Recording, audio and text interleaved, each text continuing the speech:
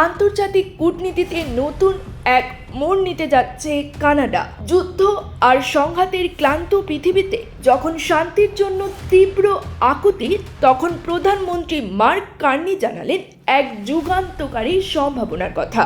বললেন, শর্ত সাপেক্ষে ফিলিস্তিনকে রাষ্ট্র হিসেবে স্বীকৃতি দিতে পারে কানাডা। সম্ভাব্য এই স্বীকৃতি আসতে পারে চলতি বছরের সেপ্টেম্বরেই। বুধবার এক সংবাদ সম্মেলনে কার্নি বলেন, আমরা সেই মানুষদের পাশে থাকতে চাই যারা সন্ত্রাস নয়, শান্তিকে বেছে নিচ্ছে, যারা বিশ্বাস করে সহাবস্থানে, আলোচনায়, নির্বাচনের মাধ্যমে নেতৃত্ব পরিবর্তনে। তবে একে সরল সমর্থন নয়, বরং একটি সুযোগ হিসেবে দেখছেন তিনি। শর্ত হিসেবে উল্লেখ করা হয়েছে 2026 সালে ফিলিস্তিনে একটি জাতীয় নির্বাচন আয়োজন এবং আরও কিছু গণতান্ত্রিক সংস্কারের অঙ্গীকার। কানাডার এই অবস্থানে ইসরায়েল কঠোর ভাষায় এর বিরোধিতা করেছে।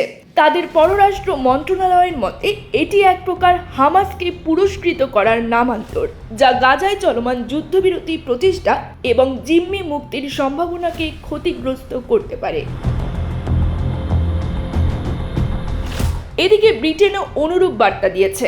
তারা জানিয়েছে, যদি ইসরায়েল গাজার মানবিক সংকট নিরসনে দৃশ্যমান পদক্ষেপ না নেয় এবং শান্তির প্রতিশ্রুতি না দেয়, তবে জাতিসংঘ সাধারণ পরিষদের সেপ্টেম্বর অধিবেশনের আগেই ফিলিস্তিনকে রাষ্ট্র হিসেবে স্বীকৃতি দেবে যুক্তরাজ্য।